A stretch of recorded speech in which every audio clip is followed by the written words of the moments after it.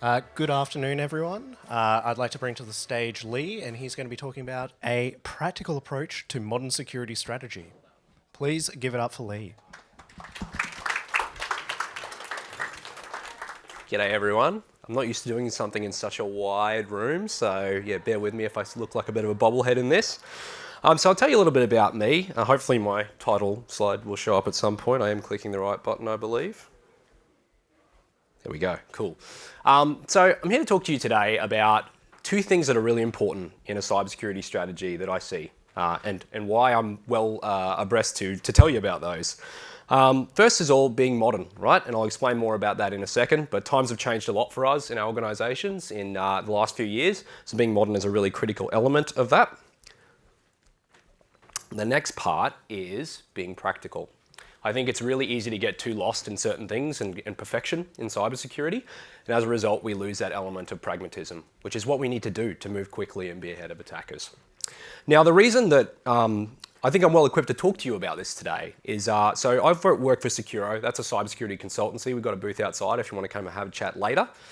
But my team at Securo is our strategy and architecture team. I joined Securo 3 years ago and formed this team as a sort of ex-cybersecurity leader myself. So I was cybersecurity leader inside of multiple organisations in Australia before then.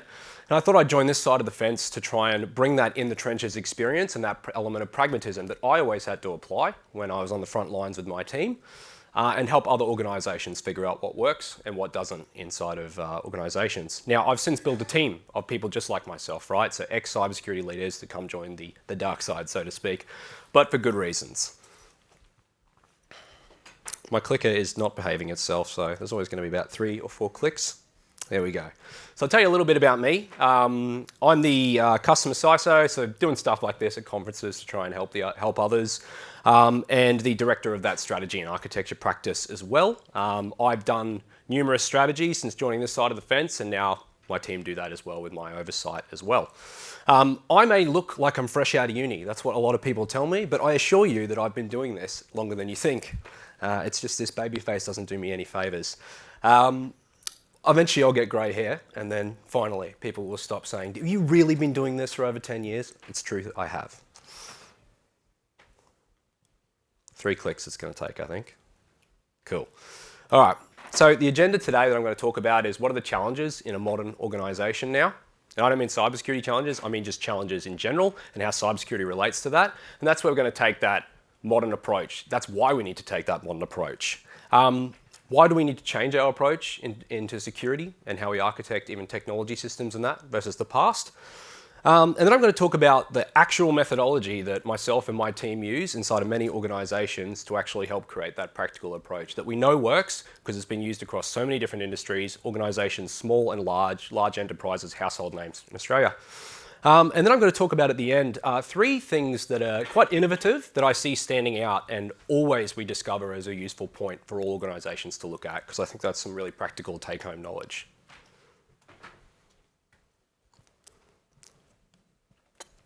So, challenges in the modern enterprise. What has changed? A lot. 3 clicks, wait for it, here we go. Things were simpler in the past. We treated our organisation like this castle you see in front of you. Why? Because we didn't have remote workers. Everything that was valuable to us was inside of one place. So what would we do? We would treat it like a castle, and we'd put all our money and our effort into building these strong walls around that and keeping everything tightly controlled inside. Now, of course, we need to allow people in and out of our castle, but we'd build tightly controlled bridges. You know, we'd use VPNs, or we'd require people to walk into the physical building to get access. And that served us reasonably well during that time. Nowadays, we look more like this, though. You don't see many castles around in the real world, and also in terms of organisations as well. Nowadays, you see a lot of skyscrapers in our cities, and that's exactly what organisations look like now as well. I like using that analogy because, like a skyscraper, it's still large, like a castle, but the difference is you can see it from much further away, because it's so tall, of course. And that's an analogy for the fact that we're much more publicly available and visible on the internet, our organisations, than ever before. Attackers are able to use a lot of different recon tools out there to find our stuff quicker than we can some of the time. They know about our assets before we do in our cyber team, which is unfortunate. And of course, on top of that, the city's a good analogy because there's so much activity and entry points in all directions now that it's harder to distinguish what's a threat and what is innocent because it often looks the same. In the past, anything that was an external IP, we could get away with just going, oh, just block that. It's unlikely to be anything we want in here. Nowadays, that's very different with the likes of remote work, software as a service technologies, and things like that all access our environment continuously. So, one thing that I've made the mistake of doing in the past, confession time. Oh, thank you. Yes, this looks like an upgrade. I think I have that one. It's like $20 on Amazon or something, so hopefully this is a good upgrade. So organizations need to be, or cybersecurity teams have a really big challenge because we need to be made to listen to in the business and have a positive influence on everything that they do. In order to do that, we need to take a modern approach that matches the way our organizations take. If we take just a governance-based approach in our organization, and we do the thing where we raise risks, we tell the business to slow down, look over here, don't do this, don't move this over to the cloud, and so on and so forth. Eventually, and it's happened to me, and I've seen it happen in organizations continuously, eventually people go, that cybersecurity team is a real stick in the mud, aren't they? And they don't tell us what we need to know until it's far too late, when they know that we're not going to be able to change their decision. And that's a really bad thing for us, obviously. Our biggest weapon in our organization isn't a tool, technology, it's not our MDR solution, even though I agree MDR is pretty great. It's actually our ability to influence. If no one wants to listen to us anymore, what's the point of anything else? So we need to take that modern approach and complement and accelerate our business. We all talk about digital transformation. I think security transformation is something that goes along really well with that and something we can actually do. It is working now. So, strategy. One thing that I've discovered is that a lot of people have strategies and they're not successful and they're not able to action them, or they drift away from them very easily. And upon reflection, when I was putting some of this talk together and including how we help customers, there are 4 key things that I think that are the pitfalls that every organization that we see that doesn't have a successful strategy ends up falling into. And I'm sharing them with you today so that hopefully if they resonate with you or you're building a strategy right now, you can kind of create rules around making sure you don't fall into these pitfalls. First of all, unclear. There sure is a lot of frameworks out there that propose to tell us what we need to do and all of that kind of thing, but it's high level, right? And if we stop there, we get a bunch of high level stuff in our strategy that doesn't articulate what good looks like, and what good looks like is the most important thing that our strategy needs to deliver. Secondly is unrealistic. There's a lot of cookie cutter type approaches out there, and you end up with the same approach that an organization with a much bigger security team has when you're a small organization, or the opposite is true as well, right? A large organization with some pretty rudimentary things. It's really hard to get that balance right. So you want to make sure that you've got something realistic in front of you, something that is a bit of a stretch goal, but not so far out of touch that you're never going to be able to do it properly. Unbeneficial. This is falling into the box ticking trap. You have a bunch of stuff you need to do in front of you, you're staring down the barrel of it, there's a lot to do, and you go, okay, before you know it, you've gone, what do we need to do to get that off my to-do list, right? And then you fall into the box ticking trap. And that's what I call the unbeneficial pitfall. And the last one is really what these sum up to be, and that's this idea of you end up with a really unactionable strategy. The amount of orgs that we've dealt with, obviously they bring us in because they either don't have a strategy or the one they had's not working for them. It's such a shame to see so many organizations have a strategy that just gathers dust in a drawer after it's well received in the boardroom and everything like that, instead of something that people are continuously referencing as their North Star for where they need to go. On top of that, using things that are stuck in the past, right? We want to make sure that we're no longer treating our organization like that isolated castle, and there's still plenty of that around, and there's plenty of technologies out there that will lead you to believe you need to do things the way that they've always been done, and that's not true. Some of my 3 innovations I'll talk about today, and I'll share some diagrams in that with you. We'll actually talk about some modern approaches that I think are really beneficial. So you really want to make sure you avoid these 2 extremes when it comes to strategies, and I often see orgs either in one camp or the other, and somewhere in the middle is where you want to be. One is that you focus on compliance. Now, no doubt compliance is an important tool in an organization, and it's really important sometimes because there's a financial benefit to the organization, particularly if you sell a service to the wider public or to other businesses, your B2B type things. Other businesses aren't giving you business unless you've got certain levels of compliance, right? So it's really easy to get this across the line in organizations like that. But then you got to be careful that, yes, you have it as part of it, but you don't sit there and go, yes, once we're compliant, everything's green, we're good to go, and then sell that to your board. Because then eventually, everyone in here that knows about security knows that's not true, right? You're not secure once you're compliant. And yet, if your board believe that, and you come up to them later with more problems, they'll go, I was sleeping just fine at night thinking we'd done the right thing, right? So you get paperwork to say you're secure when you know you're not. That's one extreme. The other one is what I call kind of shiny toy syndrome. There's plenty of solutions out there on the market, plenty out there. I'm not throwing shade at anyone here, but you want to make sure that vendors aren't convincing you on what your strategy needs to be either. Consultancy is obviously a bit different because there should be an element of like agnostic advisory there. But when it comes to a vendor with their technology, of course, their technology is the answer to all your problems. And before you know it, every time you have a problem, you've bought a new solution to solve that problem, and you end up with more solutions than you have engineers to manage it. That's that idea around having a lot of shiny toys, but no real clear purpose on what they're actually there to do. And you get a lot of double up in that there. And because of the economic situation with interest rates and that, a lot of organizations that I've been speaking to in the last 6 to 12 months are now being, there's one word that's on the top of their mind, and that's consolidation. How do we consolidate some of these things? Because we have way too many of them, and the board is seeing that. So what we really need, to sum it all up, is we need to take a modern approach.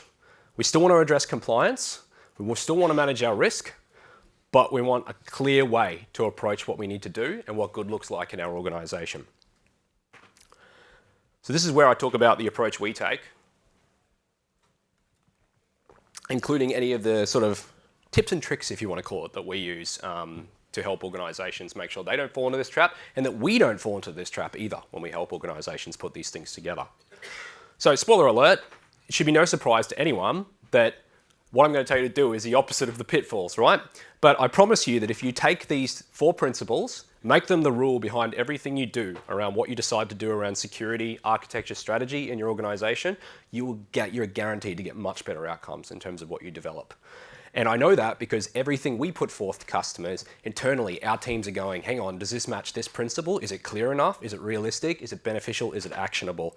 And always you get a better quality result for us and to our customers, and you guys will to your own strategies in your organizations. So clear is obviously about being very clear what good looks like. Realistic, again, stuff that you can actually achieve. Yeah, make it a stretch goal, but don't make it so out of touch that you're like, this might never get done as well.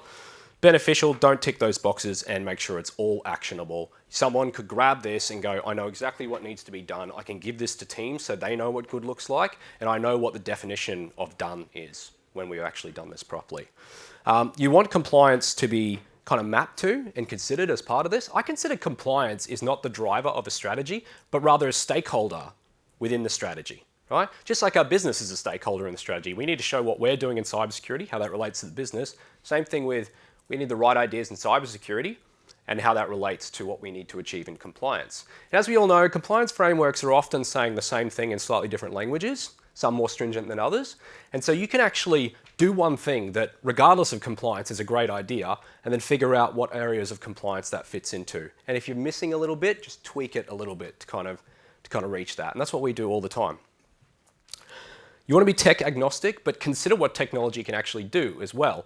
One thing that I see all the time is that organizations take the right agnostic approach, but also they don't really sort of do a market scan and have a look what's actually out there and what capabilities it has. So what ends up happening then is they're not aware of some of the really cool ways that they can solve problems that weren't really possible a few years ago. Some great innovative technologies out there that'll leapfrog you to the finish line, which is really good. Making sure you're being modern is the last one to mention there. Be holistic as well. When you think about it, with a strategy, you need to come up with some sort of pillars of excellence in the organization. Well, that's the approach we take. And look, I know that there's different pillars in the likes of frameworks like NIST, right? You got your identify, detect, protect, respond, recover. But keep in mind that half the time cybersecurity and IT people argue about the difference between identify and detect and things like that for a control. So it's not really the best way to articulate what we need to do to our board and our organization and make it make sense to them, because half the time it doesn't always make sense to specialists, right? I think starting with a strategy, like we use this 10-pillar approach really often, of what area of the organization we need to uplift capability on, right? So governance and risk. How do we manage risk properly in our organization? How do we make security decisions that are relevant to our business objectives? And how do we illustrate that so that we are being the business enabler? Compliance and privacy. Obviously, we'll always have obligations. Are we mapping across to what we're doing in those spaces? People. How are we creating a culture in our organization where security is seen as the enabler and that people are aware of security threats as well? People often mistake the people pillar as only around security awareness training, but we all know that, just like all of us, when we have too much training thrust upon us in other areas of our organizations, it's skip to the finish line and give me the answers, right? And that's not an effective way of changing culture in the organization. You want to be seen as a business partner. Identities is really the new firewall I like to joke about, right? Because we can't throw a firewall in front of all our problems anymore like we used to, particularly when it's in someone else's data center, such as a SaaS application. But identity really can go as a really good layered security approach in front of hopefully everything that you have in your organization. And there's some ways that you can handle some of the older apps that don't support that legacy, single sign-on approach. Endpoints, computers, servers, you guys know that this is important. I don't need to explain that to you. Networks, think about how to segment and isolate your networks to reduce a blast radius and assume a breach can happen at any time. There are much more clever ways to segment a network that aren't just kind of VLANs and IP ranges and layers of network hardware and that. And good news is my diagram today will show you one of those.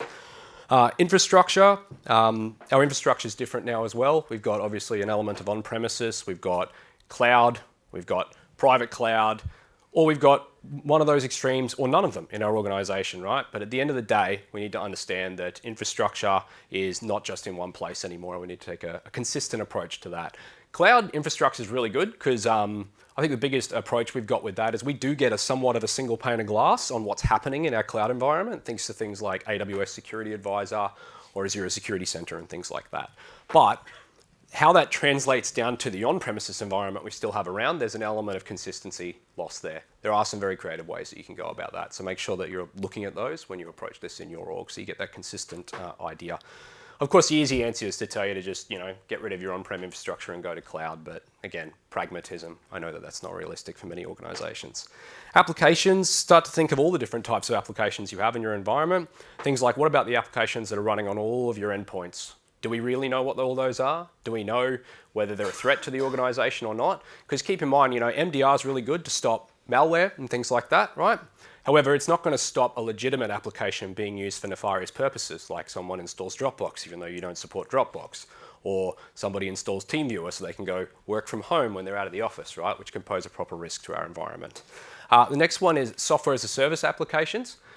The biggest thing to note now, I talked about a castle in the past where IT would control all the bridges. Now, our average end user can build a bridge in or out of the organization really easily. If they have a business problem, they can Google that problem. Before they know it, they're on this U-Butte project management tool or financial management tool that could be running right under our noses. And in our proxy logs, it's not going to look like a dodgy website, so we might not pick it up.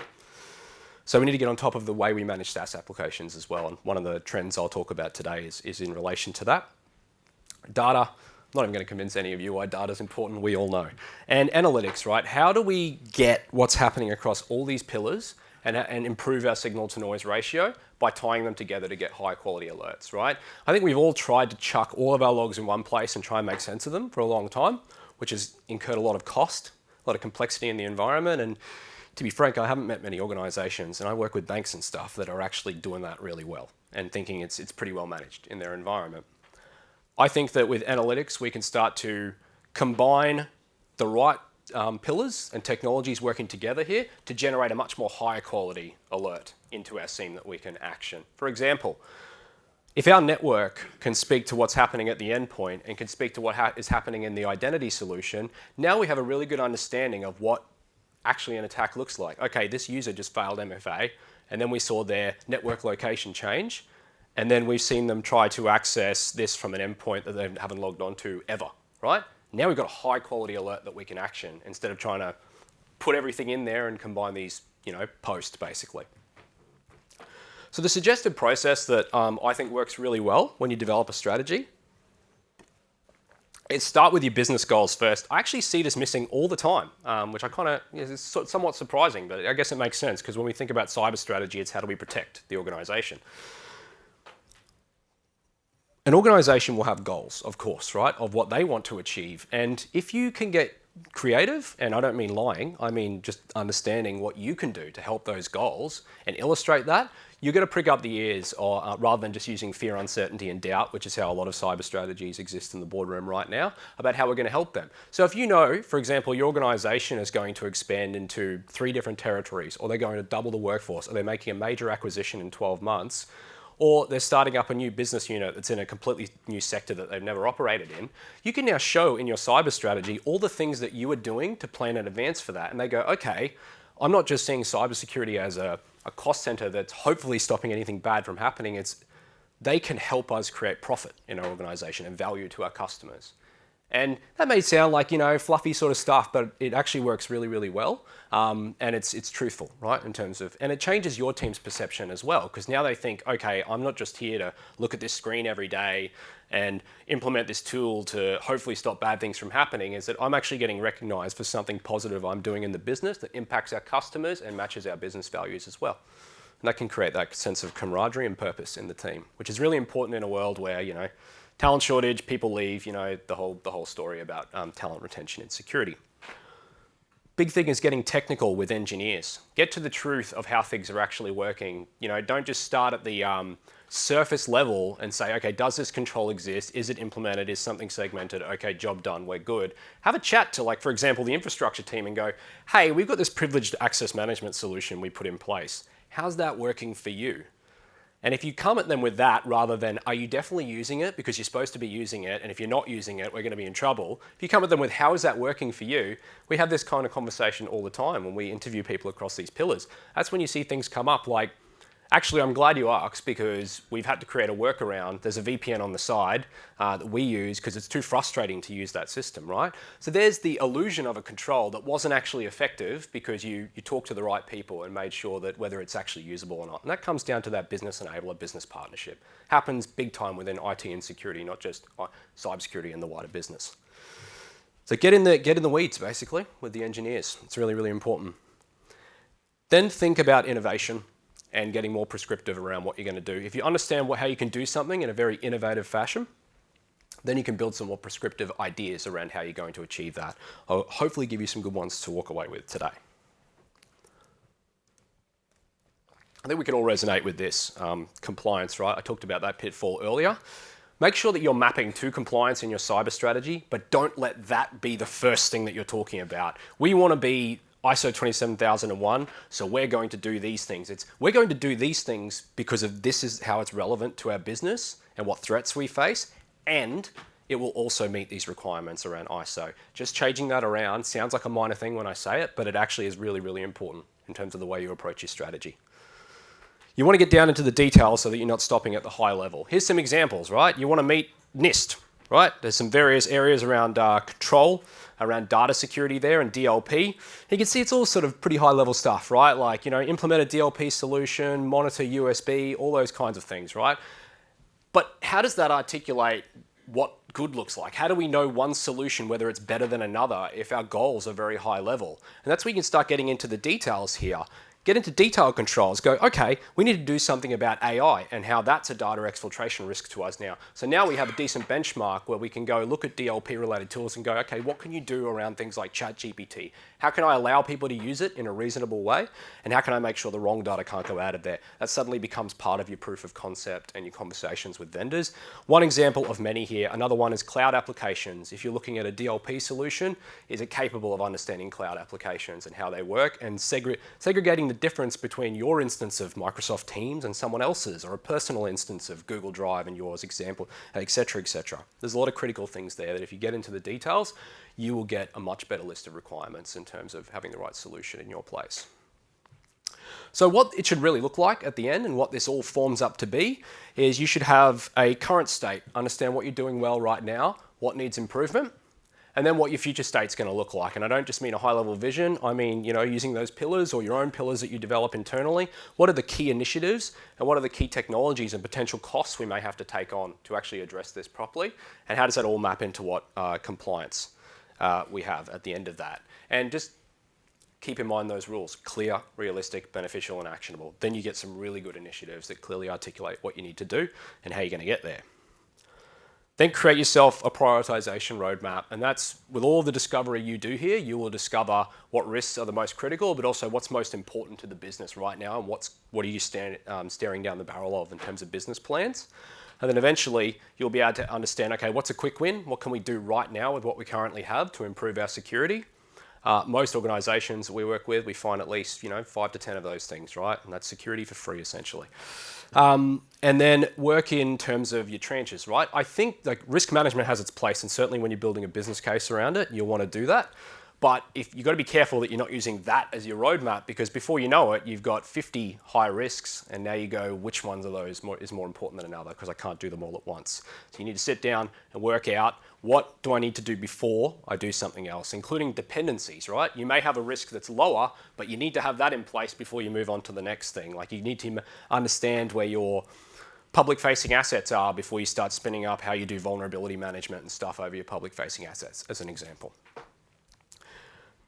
Mapping to your security objectives to your business objectives is something we illustrate all the time, and this should be in a nice one-pager so that your executive team will see you understand our business objectives and everything you're doing in cyber is helping us, and you can articulate that to them on top of the costs to implement some of these, their top risks, and the vision you have and the mission that you've got for cybersecurity in the organization.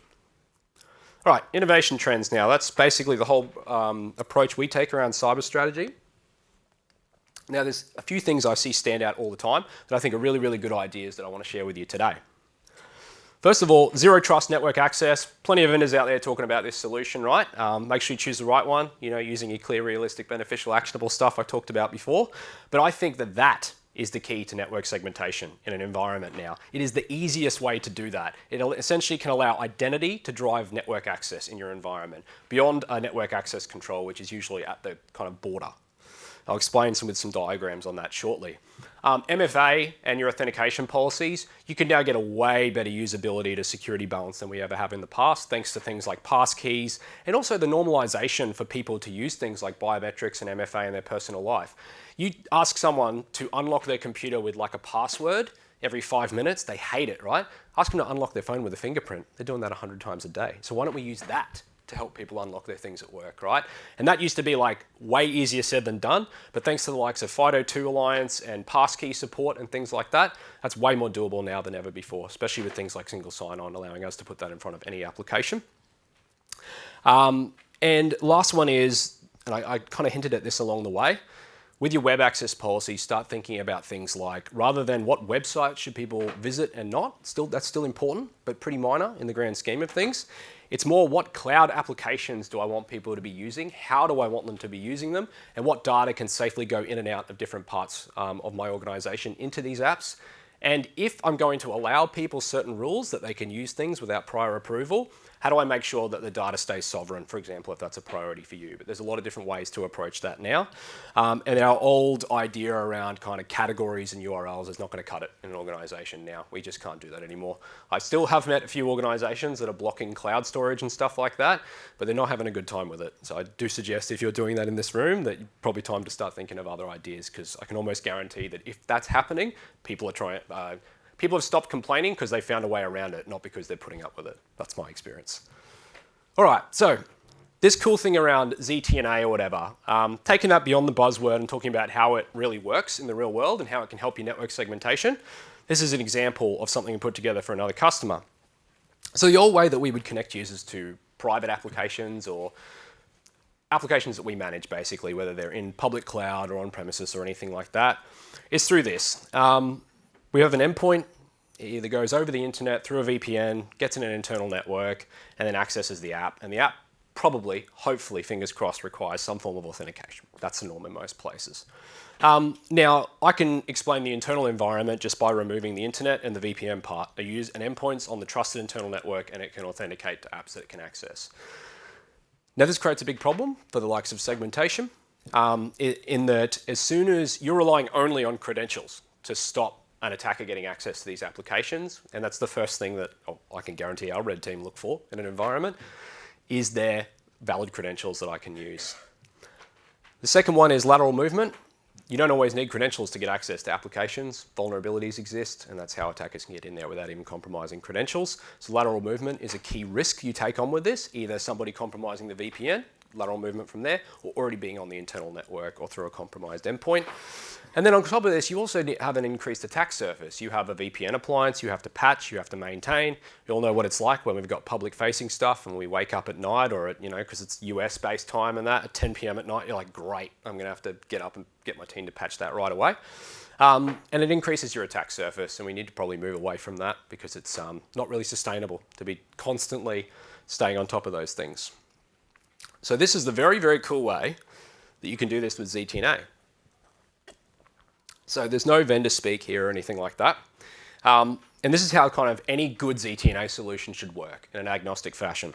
So instead of having this idea where you've got a user in an environment on a network where they're trusted and all they need is credentials, you guard their ability to see anything until they've jumped through authentication-related hoops. But an attacker can't easily get through it, and I'll explain why. So the user requests access to an app. Instead of it just going to the app, because they've got network access and actually prompting for credentials, instead a ZTNA solution would pick that up and go, aha, you're not getting access to anything until you tell me who you are.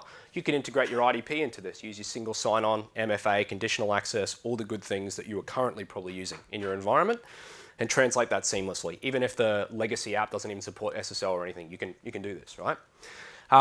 And then it'll go a step further and actually use role-based access control, because you're not going to have a situation where, IT and finance need to be accessing the same application if it's a highly critical finance app, right? So then it can perform a lookup in the IDP and go, hang on, before I even let the user authenticate to this app, are they in the right group that they should even be able to see this app? Okay, let's say you've authorized. All right, well, an attacker could probably get through all that if they compromise someone's credentials. That's why we have an additional check we have in place to talk to your endpoint security solution. Verify the posture of the device. Is it one of our devices? And also, is it behaving in a way that we expect? Is it running the right solutions on it? Are they up to date? Patches, all the things, right? As many pieces of context as you can gather. Hopefully your solution would create some kind of security score for the device, which various ones do out there. Then finally, we can let them see the app and let them authenticate. Now, I've drawn this out on a big diagram, which makes it sound like, oh God, what's the user going to have to put up with? This all happens in a few milliseconds. And once the user is successfully authenticated, they get exactly what apps they need and nothing else. And they didn't need a VLAN that they needed to be on. They didn't need to be on a separate subnet. They didn't need any network hardware to do this. And the beauty of this is this works the same way, like it replaces your VPN. So this can be for remote access. But here's the really interesting thing that a lot of people don't often think about. You could do this for your internal environment as well. And that shortcuts your way to protecting your data center from any compromised devices or users quite easily. And it's the same diagram. However, you now remove the trust between your data center, all the applications and everything in there, and your users. So essentially, when they're on premises, it's like they're using a VPN anyway. And in relation to that, I like to joke and say the office just becomes like a coffee shop Wi-Fi, really. You stop the devices from being able to talk to each other, so they can't hurt each other, and you allow it access to the internet, which will get them to the ZTNA solution and get them to your data center without the data center having to permanently trust everything, all through a heavily segmented model that relies on your identity system and granularly provides access with MFA and everything in front of it. It's a very, very effective way. No need for network access control, subnetting, complicated network infrastructure, anything like that. I've seen some people go away from MPLS and stuff and go to just an NBN connection, business NPN connection, which is a massive cost saving. There you go, back to the business enablement part. Every business right now in this room probably cares about saving costs, right? So it's a very, very effective way of doing that, and I think that's something that more organizations need to be focused on. So if you're struggling with segmentation or VPN access or anything like that, here's an example of how you can be innovative and some of the problems it solves out there. Thank you very much. We've got 5 minutes for questions.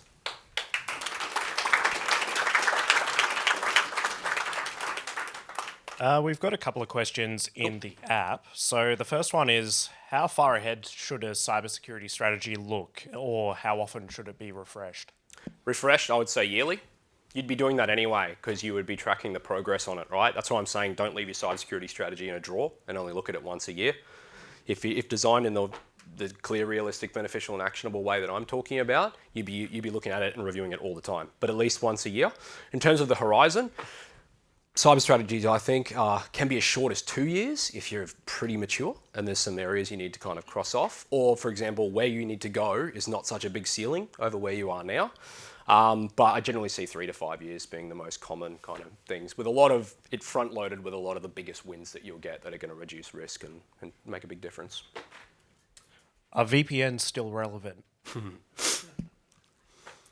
If you can find a way to segment your VPN the way I articulated in that diagram, and it's not going to take you years to do it, because that architecture I talked about is largely like, I hate saying out of the box, nothing's out of the box, right? But that's talking about like a good month or two worth of work to get that across every app in your environment. If you could segment your VPN to achieve all of those outcomes and heavily segment and stuff, well, you've ZTNA'd your VPN, you've made something in-house, right? So I don't like to just say VPNs are dead, but I think the way that we have architected VPNs, it should be dead. And we need to think of a better way. ZTNA is a great way to do it, but there are other ways too. Any questions in the room? So with passwordless, what would you say in terms of like security posture? So if you have the system with passwordless along with single sign-on, so user logs on passwordless, and then the user signs in single sign-on and basically no password at all. Yep. How would you kind of say if it's that secure or like what? Yeah, in that sense. So a big thing, I did gloss over it in that just in the interest of time, but one of the cool things about passwordless is a couple of things. One is that you can take what I should say is the gathering the context between all of those things and gathering better alerts out of them. You can also make dynamic access decisions, right? So you could make a decision where you go, you know what, I'm not going to reprompt the user for authentication. That's probably a bad security idea in the most of times, but if you can understand granularly what's happening on their device, what they've recently done on the network, and all these other elements you're pulling signals from, then you can make that decision with more confidence, and that's that contextual access control. One other thing to mention about passwordless, and to be honest, I was in this scenario when passwordless first came around. I'm a bit of a doubter and a cynic like most people in cybersecurity, and I said, really, if right now users are using something they know and something they have, really passwordless is like going towards something they have. Yeah, biometrics are a thing there, but we don't always have full control over that. Are we in a worse scenario? And it was actually an identity, a CISO that specializes in identity that I talked to that I realized this with, and that's the idea that when authentication is way more seamless, you can do it way more often without annoying people. And that there is a huge uplift to now. Right now, I could give you this great idea around like a 14-character password and MFA and all these kind of things, but you saw on my diagram, I still only recommend you do that once a day, or you'd have to fear the wrath of everyone in the organization. But if you're going passwordless, what's the harm in someone doing a biometric fingerprint, every time they access an app, right? That's not too harmful to the user experience, and it provides a significant security uplift. So hope that answers your question. Yeah. Any other questions? All right, please give it up. I'm free to go. Thank you.